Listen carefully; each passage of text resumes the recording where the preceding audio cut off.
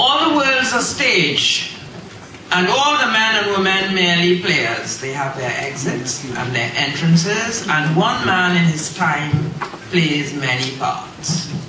Everybody knows that. Everybody also knows that Valentino sang, "Life is a stage, and we're acting." Alright, you know this song? As I've suggested in a little abstract that Dr. Burke asked me to write,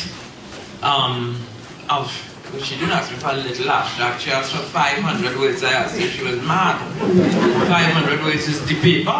And I wrote a paragraph, and I made the observation in the paragraph that the subject requires some examination of the meanings of those individual components. If you talk about Carnival, multiculturalism, policy development, you string all of those words together in one sentence, one teaspoonful, you need an awful lot of sugar to make that medicine go down. And we would therefore need to take those words apart, figure out what they mean, and then see what the analysis requires. Anything short of that is just going to land you into saying, into repeating what I suspect is nonsense. Let me start with the Carnival, which everybody knows about. Everybody knows that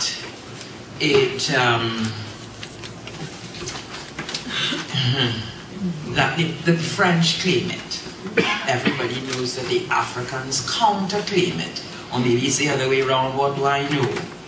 Everybody knows that in recent history, Carnival used to be wonderfully inventive, and that names like Saldana, Bailey, Cito Velasquez, my brother mentioned here, all have become the stuff of legend. Everybody knows that the contemporary Carnival is not now creative, quote unquote, in the way that the men made mass a generation, half a generation ago. Everybody may not recognize that our Carnival is like the rest of Western contemporary art. It has gone conceptual. And in this regard, the idea is more important than the icon. It's the thought, not the thing itself. Nowadays in music, the tune, as in T-C-H-U-N-E, the tune, the tune doesn't really change. The words hardly change. It all gets louder, and it's faster, and it is infinitely more intensely marketed. And yet in a world which sets such store by the virtual, we should not be surprised. But like everything else, and this is the awkwardness of it, the past does not entirely die, otherwise it wouldn't be here. And there's usually the odd fancy Indian around, or the odd remnant of a robber, the odd remnant of a Sunday manite in a school carnival to remind us of times past. And what I think I'm trying to say is that we slip in and out of these states of being without a thought that we are in and of ourselves multicultural, because life has always required a simultaneous, layered approach to it if we are to survive. Everybody knows, Gillian Moore spoke of it very well, that Carnival is now a business and money must flow from it.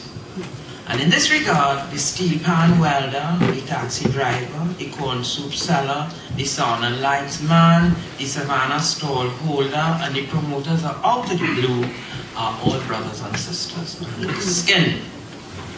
Despite the differences of their masquerades, they will all agree that one of their common bonds is the pursuit, at least in part, of money. Carnival is also sin. S-I-N. Sin. And church camps, in avoidance of it, proliferate in the more remote local geographies during the most intense periods of the festival. But others also know that sin notwithstanding, there's always the possibility of forgiveness at the end. And remorse, church, and the ashes of Ash Wednesday are there to console and reassure. So however you take it, sin is still in the picture. Everybody knows that Carnival, Jose, Ram Leela are not the same. Carnival and Parang have nothing to do with each other. A Parang soloist, a Shantwan and a Calypsonian are not the same. And yet everybody will agree that dressing up, behavior change, and the public display of identity change are as much a part of what they do as do those who are part of the mix wherever and whenever on this planet the word carnival and what it implies, those things happen. Because carnival is global, it is timeless, and it is universal. The actors perform different roles, but in the masquerade of life, the stage is the same. Everybody knows that carnival includes or could include music, mime, special language. There's also the dynamic of performance and response.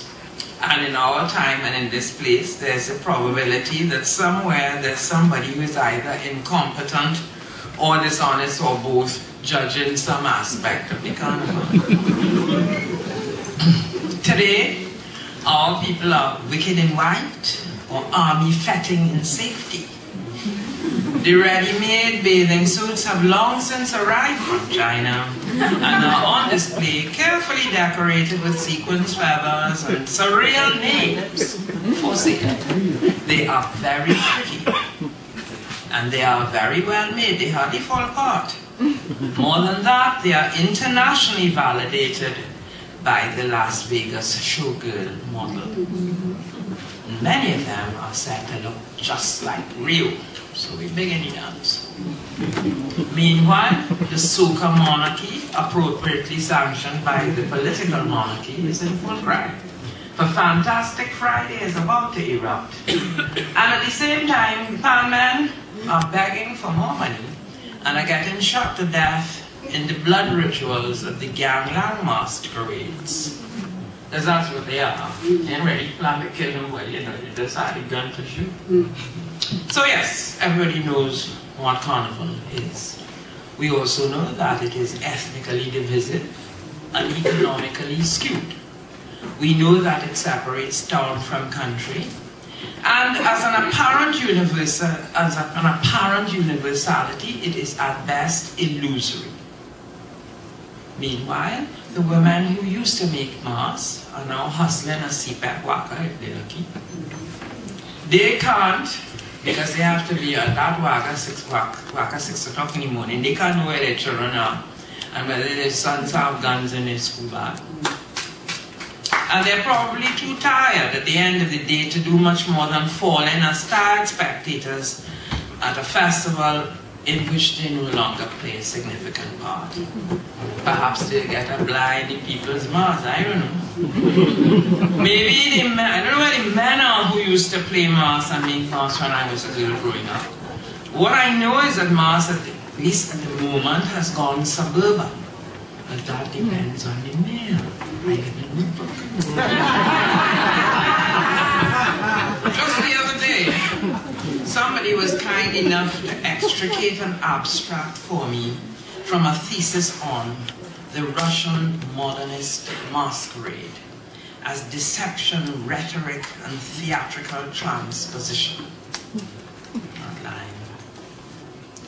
The abstract claims, and here I quote, to explore the meanings and functions of masking, and masquerade in three semiotic systems: social behavior, literature, and theater within Russian culture. And it considers the compatibility and equivalency of these semiospheres. Unquote. I need hardly tell you that the passage came off the computer, so I shall never know the truth of it. But a picture of our little fire-eating blue devils in Parliament on a Monday Mass came vividly to my mind, and I continue to read as follows, and I'm quoting again. Masquerading and masquerades as social phenomena and as literary constructions offer an inviting space in which translation between sign systems can take place, in part because transformation is at the very heart of masquerade itself. As if we didn't know. But this kind of writing is in and of itself a part of masquerade. Because in it, real words put on a mask of theory and critical thinking, and by so doing become a species of carnival. Word as mask, language as masquerade. But that, of course, is exactly what a Roma speech used to be.